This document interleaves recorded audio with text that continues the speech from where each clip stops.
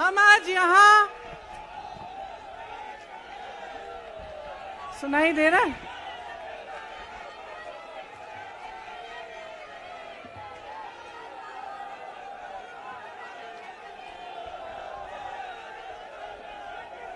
सुनिए,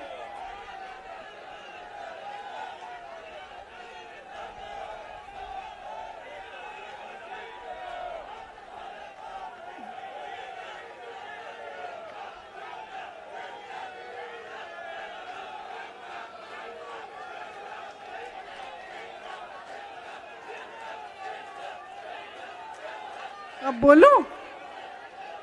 इजाजत है? मेरे यूपी के भाइयों, बोलने दो। देखिए, यहाँ पे बैठे हुए मेरे मन में एक पुरानी बात आई। 32 साल पुरानी बात है। मई 1991 की बात है। मेरे पिता की शव यात्रा तीन मूर्ति भवन से निकल रही थी। अपनी मां के साथ और अपने भाई के साथ हम एक गाड़ी में बैठे थे। सामने भारतीय सेना की एक ट्रक थी, फूलों से लदी हुई थी। उसके ऊपर मेरे पिताजी का शव था। थोड़ी देर काफिला चला, 5-10 मिनट चला।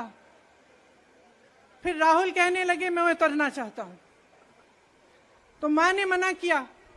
उस समय सुरक्षा का भी बहुत वो था। तो मां ने कहा नहीं, तुम उतर नहीं सकते। राहुल ने जिद की, नहीं मैं उतरूंगा। मैंने मां से कहा मां उतरने दो। राहुल गाड़ी से उतरा। उस सेना की ट्रक के पीछे खड़ा होके चलने लगा और तीन मूर्ति से लेके कड़ी धूप में अपने पिता के जनाजे के पीछे पीछे पैदल चलते चलते चलते चलते यहां पहुंचा। इस जगह से कुछ 400-500 गज दूर यहां पर मेरे शहीद पिता के अंतिम संस्कार मेरे भाई ने किए।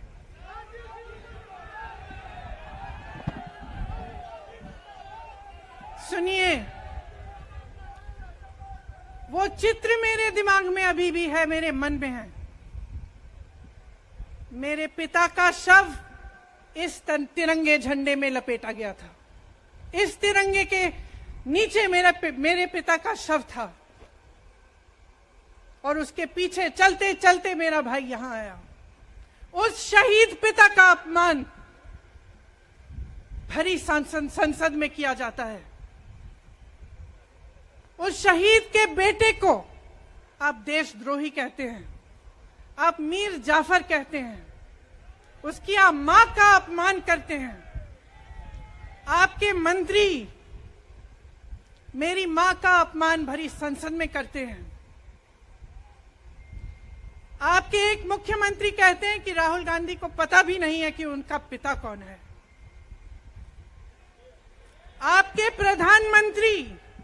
आपके प्रधानमंत्री भरी संसद में खड़े होकर कहते हैं कि ये परिवार नेहरू नाम को इस्तेमाल क्यों नहीं करता। पूरे परिवार का अपमान करते हैं। कश्मीरी पंडित समाज के रिवाज का अपमान करते हैं, जिसके तहत एक बेटा अपने बाप के मरने पर पगड़ी पहनता है, परिवार की परंपरा को आगे बढ़ाता है। लेकिन आप पर कोई मुकदमा नहीं होता। आपको 2 साल की कोई सजा नहीं मिलती। आपको जेल की सजा नहीं मिलती।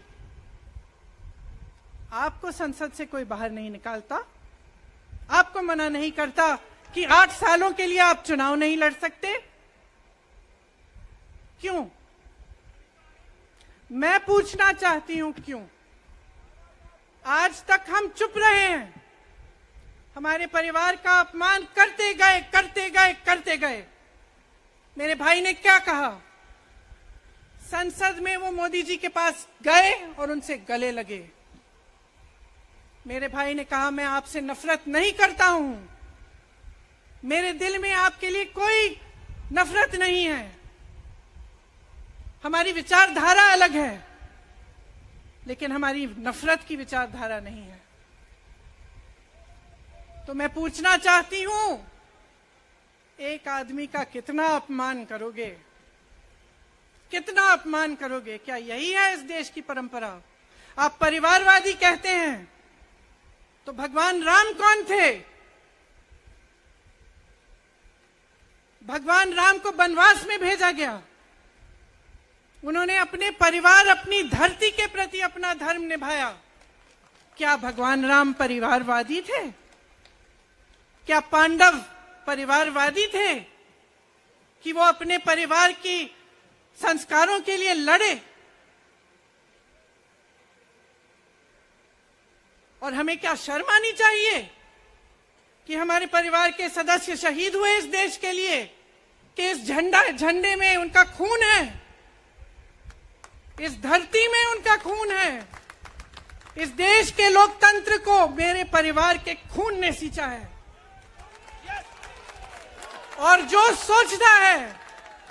सोचता है कि हमें अपमानित करके हमें डराएंगे, हमें धमकाएंगे, जो सोचता है कि तमाम एजेंसियों को लगाकर, हम पे छापे मारकर, हमसे कुछ भी कर ले, हमको हमें डराएंगे, वो गलत सोचते हैं। हम डरने वाले नहीं हैं। हम और मजबूती से लड़ेंगे। हम इस देश के लोकतंत्र के लिए कुछ भी करने के लिए तैयार हैं। इस देश के लोकतंत्र को, इसकी नींव कांग्रेस पार्टी के महान महापुरुषों ने डाली है।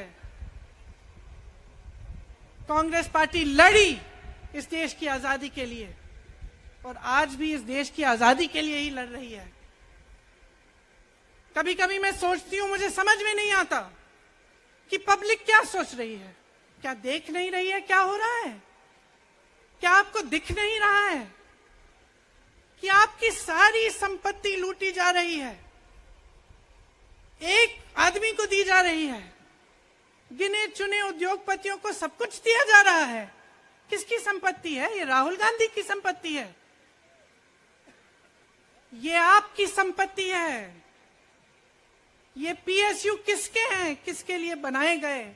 आपके लिए बनाए गए, जो ऐसे एक के बाद एक इनको बेचे जा रहे हैं, दिए जा रहे हैं। इसी से तो आपका रोजगार आता है। छोटे उद्योगों से, छोटे व्यापारियों से आपका रोजगार आता है, किसी बड़े अडानी से नहीं आता। रोजगार नहीं देते, छीनते हैं आपका रोजगार। तो आप समझ क्यों नहीं पा रहे हैं? आप गैस के सिलेंडर के लिए 1000 रुपए दे रहे हैं, और यहां आपकी सारी संपत्ति किसी को सौंपी जा रही है। राहुल गांधी जी ने क्या कहा? अरे कौन सा इतना बड़ा जुल्म कर लिया कि आपसे 2 सवाल पूछ लिए, जवाब नहीं दे पाए ना, घबरा गए। और जो अहंकारी होते हैं, तानाशाह होते हैं, क्या करते हैं? जब सवालों का जवाब नहीं दे पाते तो पूरी सत्ता को लेकर जनता को दबाने की कोशिश करते हैं। जो सवाल उठाता है उसको दबाने की कोशिश करते हैं। आपने कभी सोचा है, आंखें खोलिए, आपने कभी सोचा है कि ये पूरी सरकार, ये सारे मंत्री, ये सारे सांसद एक आदमी को बचाने की क्यों इतनी कोशिश कर रहे हैं? इस अडानी में है क्या कि इसको आप सारी संपत्ति दे रहे हो देश की? 20 हजारों करोड़ शेल कंपनियों में इनकी हैं, और आप इन पे इंक्वायरी नहीं कर सकते। ये अडानी है कौन कि आप सब उनका नाम उठते ही बौखला जाते हैं और उनको बचाने में लग जाते हैं? देखिए, आप इस देश के देशवासी हैं, ये देश आपका है, ये लड़ाई आपकी है। आज तमाम नौजवान बेरोजगार क्यों हैं? हम इश्तेहार तो देख रहे हैं, होर्डिंग देख रहे हैं, मदर ऑफ डेमोक्रेसी लिखा है, कहते हैं कि हमारी अर्थव्यवस्था बहुत तेजी से आगे बढ़ रही है, तो इतने नौजवान बेरोजगार क्यों हैं? तो जहां जहां हम जाते हैं बेरोजगार नौजवान क्यों दिखते हैं? इतनी महंगाई क्यों है? इतनी महंगाई क्यों है? क्या आप इतने बड़े काम कर सकते हो लेकिन एक गैस सिलेंडर का दाम कम नहीं कर सकते? आप छोटे व्यापारियों की मदद नहीं कर सकते? आप रोजगार नहीं बनवा सकते? तो फिर आपकी सरकार किस काम की है? लोगों को दबाने के लिए है या अडानी जी को आगे बढ़ाने के लिए है? तो आज ये समय आ गया है कि हमें गंभीरता से सोचना पड़ेगा। ये सरकार पूरी कोशिश करती है कि आपका ध्यान भटकाया जाए।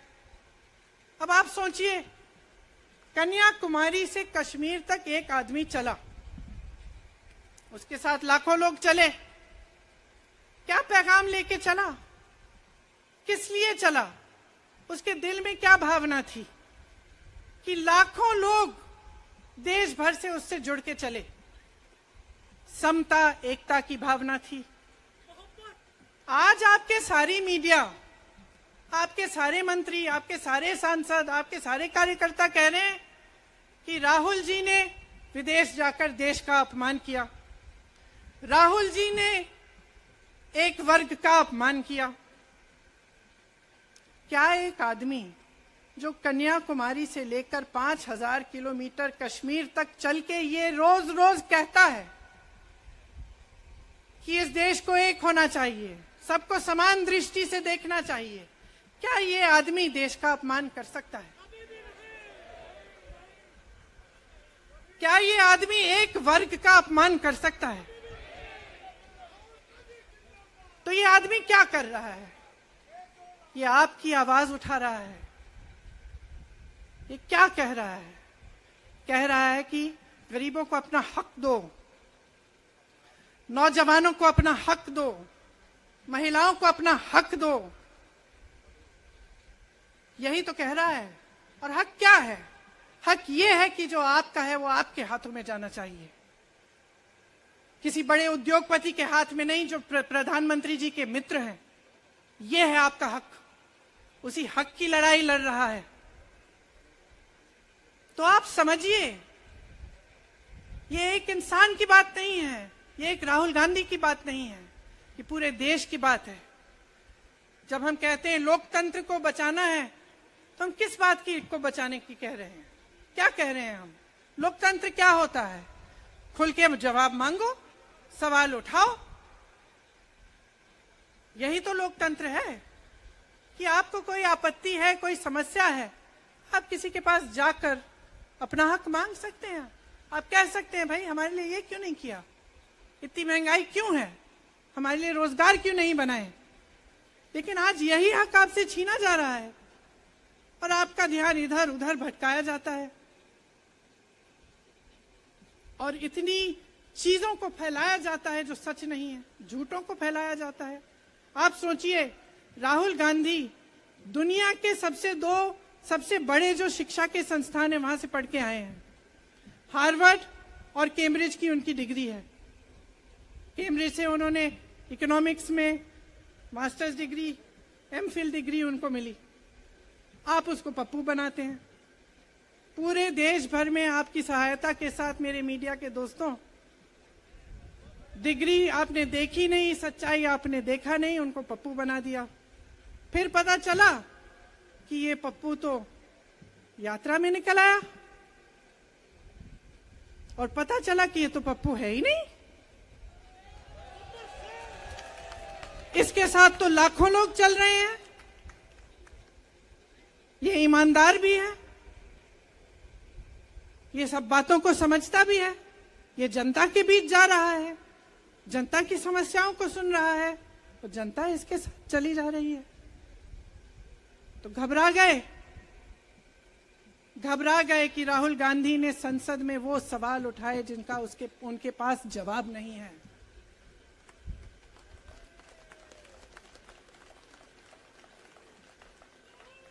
क्या किया सुन लीजिए।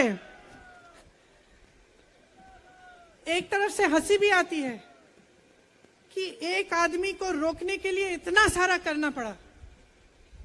जिस आदमी ने राहुल जी के खिलाफ सूरत में कंप्लेंट लगाई, आपको मालूम है कि पिछले साल उसने खुद कचहरी में जाके बोला इस पे आप स्टे लगा दीजिए। 1 साल के लिए अपने ही केस पे स्टे लगवाया। फिर वापस कब गए केस खुलवाने के लिए?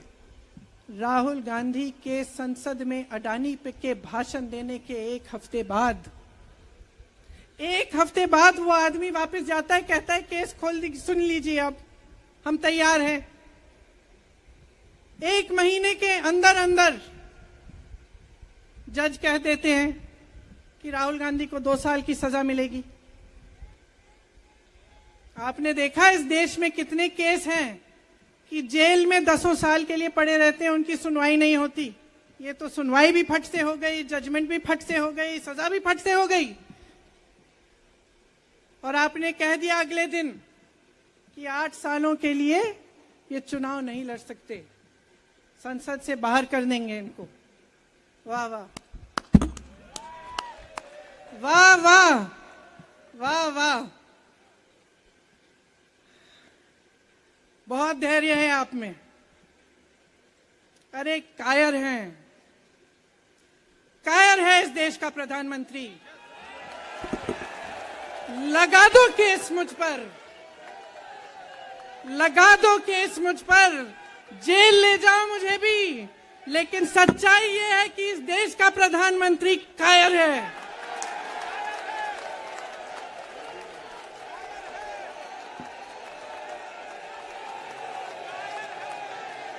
अपनी सत्ता के पीछे छुपा हुआ है, अहंकारी है, और इस देश की बहुत पुरानी परंपरा है, इस देश की बहुत पुरानी परंपरा है, हिंदू धर्म की पुरानी परंपरा है कि अहंकारी राजा को जनता जवाब देती है। और इस देश की बहुत पुरानी परंपरा है कि अहंकारी राजा को ये देश पहचानता है। मेरे परिवार ने मुझे एक चीज सिखाई है कि ये देश दिल से बोलता है और दिल से सुनता है। ये देश सच्चाई को पहचानता है, और मैं जानती हूं कि आज वो दिन है जब से सारा कुछ बदलने लगेगा।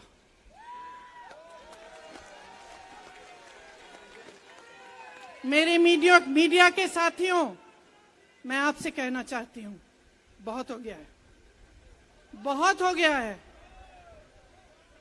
मैं जानती हूं आप पर कितना दबाव है, मैं जानती हूं कि आपको लाइन भेजी जाती है कि आज आपको ये कहना है, आज आपको ये लिखना है, लेकिन आपकी एक बहुत बड़ी जिम्मेदारी है। आज लोकतंत्र खतरे में है। अगर सरकार सवाल उठाने वाले को 8 सालों के लिए संसद से निकाल सकती है, अगर कह सकती है कि तुम्हें चुनाव लड़ने की ही इजाजत नहीं है, तो बहुत गड़बड़ है, बहुत गलत हो रहा है, और ये लोकतंत्र के लिए ठीक नहीं है, ये इस देश के लिए ठीक नहीं है। जब आप पत्रकार बने, शुरू में जब आप काम के लिए आए, तो आपके दिल में भी ये होगी बात कि देश के लिए मैं सच्चाई बोलूंगा, मैं सच्चाई बोलूंगी। आज आप बोल नहीं पा रहे हैं, हिम्मत करिए, खड़े हो जाइए आप भी। और जैसे खड़गे जी ने कहा कि तमाम पार्टियों ने आज अपनी आवाज उठाई है, उनका हम सब धन्यवाद देते हैं। और हम सबको एक होना पड़ेगा, इसलिए होना पड़ेगा क्योंकि आज ये देश खतरे में है। आज इस देश की सारी संपत्ति एक आदमी को सौंपी जा रही है, और उस आदमी को बचाने के लिए पूरी सरकार खड़ी हो जाती है। बहुत गलत हो रहा है। अगर आज मेरे भाइयों और बहनों आप इसको पहचान नहीं पाएंगे, तो इस देश को बहुत खतरे में डाल देंगे। इसीलिए यहां खड़े हुए महात्मा गांधी जी की समाधि के कुछ ही गज दूर खड़े हुए मैं आपको याद दिलाती हूं कि कितनों ने इस देश के लिए अपना खून बहाया है, कितनों ने इस देश की धरती, इस देश की आजादी के लिए अपना खून बहाया है। ये अफसर हैं यहाँ तैनात खड़े हैं, इसी तरह से इनके भाई सरहद पे खड़े होते हैं हमारे लिए, आज भी अपना खून बहा रहे हैं। क्या इसके लिए? क्या अडानी जी के लिए? कि अपने देश के किसान के लिए, अपने देश के गरीब के लिए, अपने देश के छोटे व्यापारियों के लिए, महिलाओं के लिए, अपने बच्चों के भविष्य के लिए हम सब अपनी जान देने के लिए तैयार हैं। तो मैं आपसे आग्रह करती हूं, मेरे देशवासियों, आंखें खोल लो, समय आ गया है, डरो मत। राहुल गांधी के शब्दों में डरो मत, इनका सामना करने का समय आ गया है। एकजुट हो जाओ, सामना करो, इस देश की सच्चाई को उभारो, इस देश की एकता को बनाए रखो और इस देश को आगे बढ़ाओ। जय हिंद, जय हिंद, जय हिंद।